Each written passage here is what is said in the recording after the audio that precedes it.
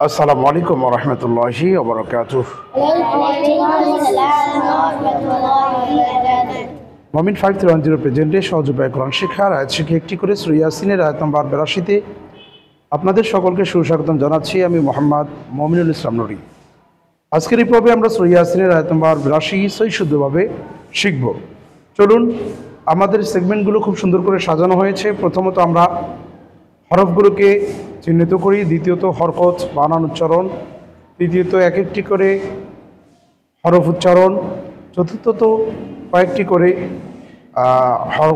হরফ উচ্চারণ, এক একটি করে শব্দ উচ্চারণ এবং শেষে মস্ক থাকে। চলুন তাহলে পড়ায় চলে যাই।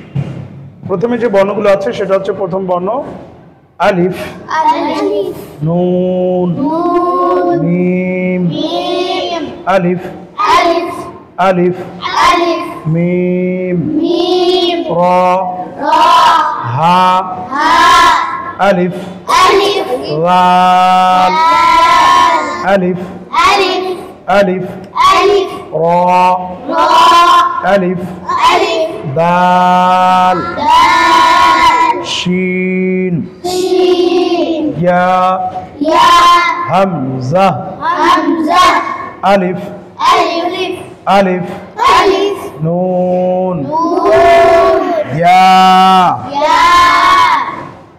কফ, ওয়াও, লাম,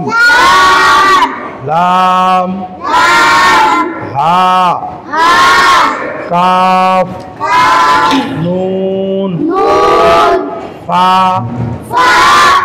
ইয়া, কাফ, ওয়াও, নুন। আলহামদুলিল্লাহ, আমরা প্রথম সেগমেন্ট কমপ্লিট করলাম। দ্বিতীয় সেগমেন্টে চলি। আলিফে জবরদের পেশ হলে আলিফকে হামজা বলতে হয়। হামজা, নুন, জের, ইন, নুন, জবর, না, ইন্না, মিম, আলিফ জবর মা, ইন্নামা। মাদার হরফের উপরে একটু চিকন চিহ্ন আছে। মাদার হরফের উপরে যদি চিকন চিহ্ন থাকে তারপরে দ্বিতীয় শব্দের শুরুতে যদি হামজা হয় তখন 3 আলিফ পরিমাণ টেনে পড়তে হয়। এটাকে বলা হয় মধ্যে মুনফাসিল। মধ্যে তাহলে এখানে টান হবে ইন্নামা,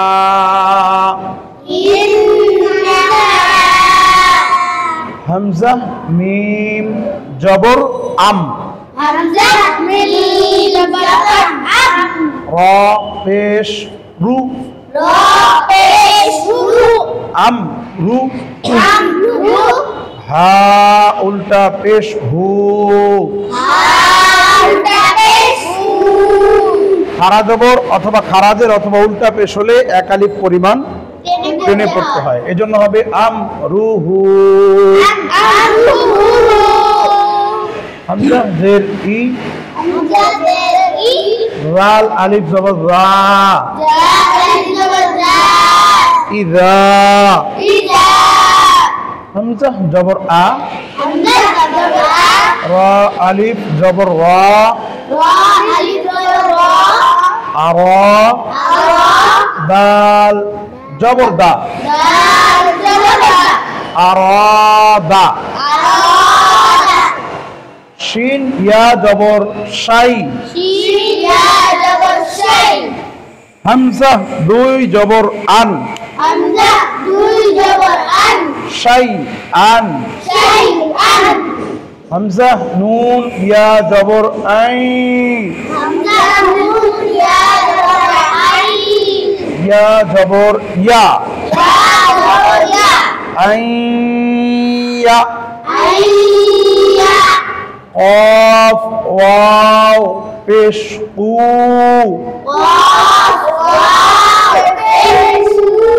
পেশের বাম পাশে যজমালা ওয়াও হলে 1 আলিফ পরিমাণ টেনে পড়তে হয়। আইয়াকু, লাম জবর লা, লাম জবর লা, ইয়াকুলা লাম জবর লা হা উল্টা পেশ হু লাহু কাফ নুন পেশ কুন ফা জবর ফা ইয়া জবর ইয়া ফায়া কাফ ওয়াও পেশ কু নুন পেশ নু ফায়াকুনু। আলহামদুলিল্লাহ, আমরা বানান এবং উচ্চারণ করলাম। এখন আমরা এক একটা করে হরফ উচ্চারণ করব। ইন না মা আম রু হু ই রা আ রা দা শাই আন আই গুন্না হবে নুন সাকিনের পরে ইয়া আছে, ইয়া রা মিম লাম ওয়া নুন ইদগামের হরফ। ইদগামে বা গুন্না নুন সাকিন বা তানবীরের পরে ইয়া মিম ওয়া নুন এই চারটি বর্ণের কোনো একটি বর্ণ যদি আসে তাহলে বাগুন্নার হরফকে গুন্নার সহিত মিলাইয়া পড়তে হয়। এজন্য আই ইয়া বু লা লা হু কুম ফা নুন সাকিনের পরে ফা থাকার কারণে কুনকে কুম গুন্না করে পড়তে হবে।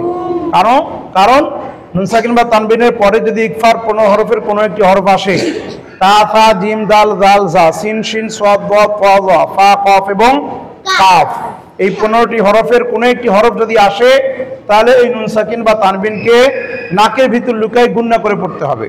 এই জন্য কুনকে আমরা কি বললাম, নাকের ভিতর লুকায় ক হচ্ছে ফা ইয়া হু নু। আলহামদুলিল্লাহ, আমরা তৃতীয় সেগমেন্ট কমপ্লিট করলাম। এখন চতুর্থ, আমরা একটা করে শব্দ একেবারে উচ্চারণ করব। ইন্নামা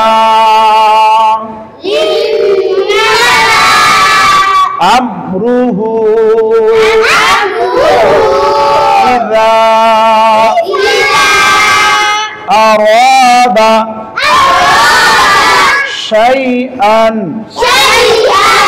আন ইয়াকুলা লাহু কুন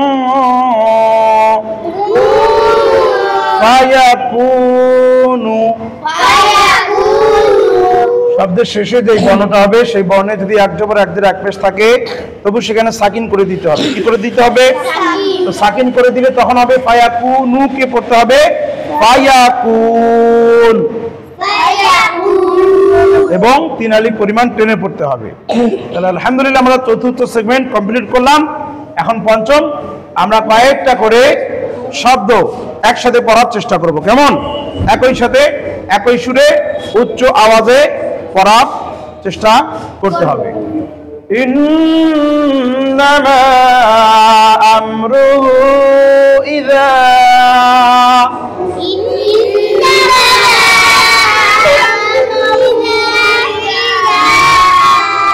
আরাদা শাইআন আন ইয়াকুলা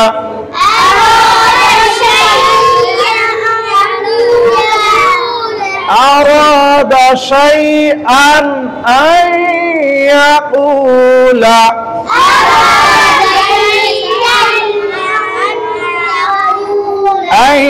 يقول له كن فيكون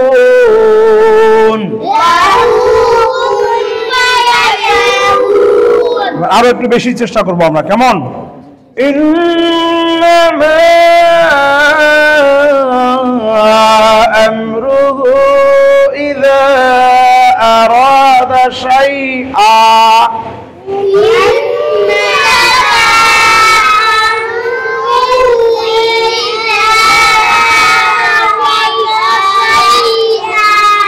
شيئا أن يقول له كن فيكون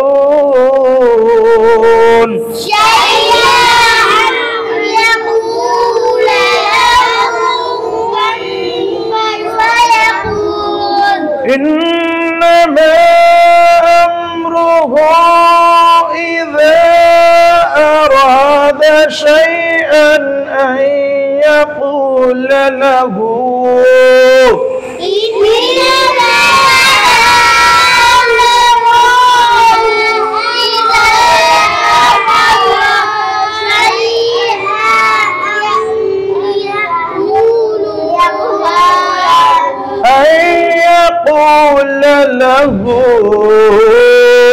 كن فيكون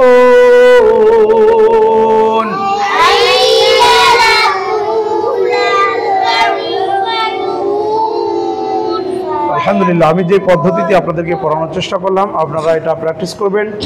যত বেশি পরিমাণে আপনারা প্র্যাকটিস করবেন তত বেশি পরিমাণে আপনারা সহি শুদ্ধ করতে পারবেন। আশা রাখি আমার সঙ্গেই চলবেন, ইনশাআল্লাহ সহি শুদ্ধভাবে কোরআন শরীফ শিখতে অবশ্যই পারবেন। ধন্যবাদ আপনাদের সকলকে। দেখা হবে অন্য কোনো ভিডিওতে।